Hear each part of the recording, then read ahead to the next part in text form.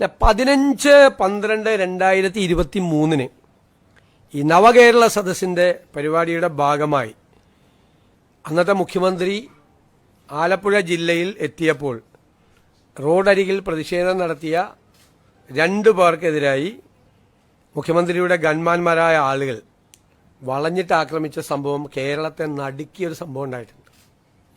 ഒന്നും മറക്കാൻ പറ്റുന്നതാ. അതിൽ അല്ലേ നമ്മളതിൻ്റെ രാഷ്ട്രീയ പ്രതികാരത്തിനൊന്നും അല്ല പോകുന്നത്. ബഹുമാനപ്പെട്ട ആലപ്പുഴ മജിസ്ട്രേറ്റ് കോടതി നവംബർ 8, 2024 ഒരു ഉത്തരവിട്ടിട്ടുണ്ട്.